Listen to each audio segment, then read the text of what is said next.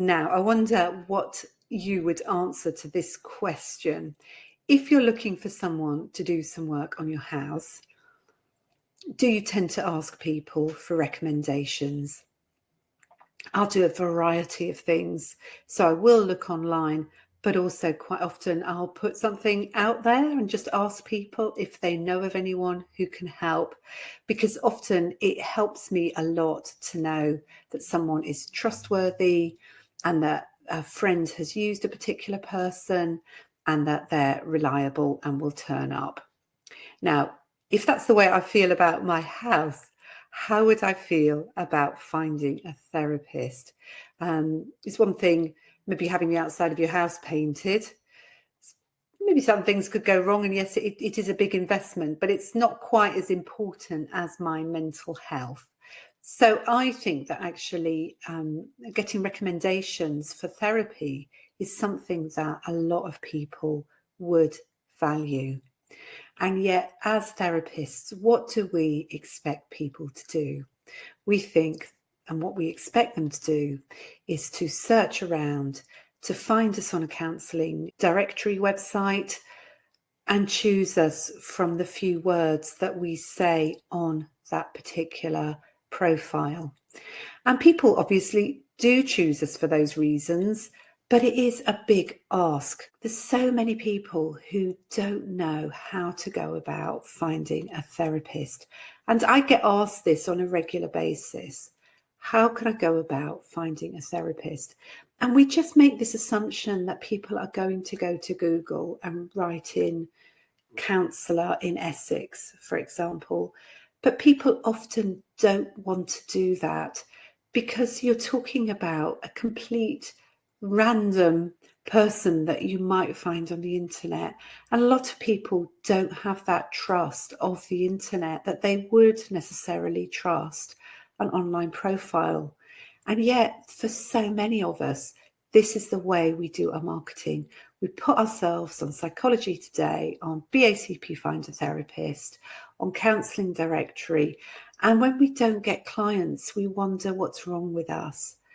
But it's thinking about what it's like for clients to actually be looking. And the ones that we are getting through those directories are the ones that are brave enough to give it a go. What about the ones that aren't brave enough to give it a go, who would love to have therapy but are too nervous about approaching a complete stranger? And this is why word of mouth referrals are so powerful, because the client may not know you, but they know the person who is recommending you, and they have built up that trust of the person who is recommending you. And so because they trust that person, that often makes it so much easier for them to get booked in with you. And I've had situations as a therapist where I've had a phone call from someone. They said, oh, so-and-so gave me your name. I wondered if I could book in for an appointment. And they're always really ready to book in. So these word of mouth referrals are absolutely brilliant for us as therapists. And the reason this is particularly useful is this is a great way, if you're just starting out in private practice, it's a great way to get your first few clients. It takes time for people to get to know you online. People don't always act straight away. It takes time for people to trust you enough to book in with you. But if you're getting word of mouth referral, you circumvent that whole process because they trust the person who's recommending you. So it does mean that word of mouth referrals are really, really effective for you to get clients. But, and there is a big but in this, we actually find it really difficult to ask for people to help us. And the people who keep counselling, their biggest secret are actually counsellors themselves, because most of us feel really uncomfortable asking people to refer us. Now, I'm going to put to one side the idea of asking clients, because I think there's quite a few sort of ethical things that come up around directly asking clients to refer us. There's the whole power thing. It's the point at which you ask. It can be difficult. So actually what I'm going to be focusing on when what I'm talking about now are the people who know you. So these might be fellow therapists, it might be friends, it might be family, it might be acquaintances, it could be people that you meet in the course of your everyday life, it could be work colleagues, people that you know generally in your life. Now, the advantage of using people like this as a network who could refer to you are they probably don't know many therapists.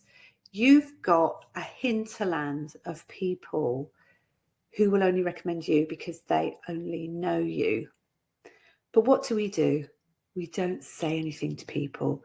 We don't tell them that we're available for work. And the reason that is because, well, there's several reasons, but we feel really shy about asking people for help. We feel that it maybe takes the relationship in a direction which we don't want to go in. We don't want to be in a position where we're vulnerable because we could get rejected. We don't want people to think that we're only friends with them so that they can help us. So how do we deal with that sort of awkwardness of asking people for help? And I think there's some reframes that are really helpful here. And it's thinking about the value of what you do as a therapist. We tend to be quite apologetic. We tend to think that, in a sense, there's a bit of a stigma around mental health. There's a bit of a stigma around what we do. And I think it's really important. I think we should be shouting from the rooftops about the power of therapy and the difference that it makes. Because most of us are people who have found therapy to be really, really useful and really life transforming. And for me, I have no compunction whatever in sharing the fact that my life and my relationship with my kids was considerably improved by therapy. And that's the reason why I do what I do, because I think it makes a real difference to people. Why would we keep quiet about that? And actually, when you are sort of saying to people, did you know I'm actually a private practice therapist? And what that means is I see people privately who need therapy, but actually, they need to know about me. So if you know of anybody who's looking, or could you take my business card and stick it up on your work notice board? It's asking people to do things like that. Actually, what you're doing is, yes, it is a request, but by doing so, what you're doing is you're putting an offer out to the world. You're actually offering help to people. And I think it's about, really changing your conversation with yourself about what you do, and that what you do is so worthwhile. It makes such a difference to people's lives. Why wouldn't you want people to access it? And why wouldn't your friends want their friends to access it? Or, their acquaintances, their parents, or whoever? Because therapy is a really good thing. So why do we keep it hidden away when, if only we told people a bit more about it and a bit more about what we do, then the referrals would flow to us naturally. Even me, I'm out there on social media. I'm doing so much to promote myself. Even I benefit from word of mouth referrals. I've had someone who's joined Therapy Growth Group this week on the basis of her friend recommending me to her. Word of mouth referrals are so powerful. Why wouldn't you want them? Why wouldn't you want to try and make them work? And it's about overcoming that awkwardness. And yes, it is difficult. And the first time you do it, it may feel really uncomfortable. But the more we do something, the more used to it we get. And, why wouldn't people want to help? Because therapy is such a wonderful thing.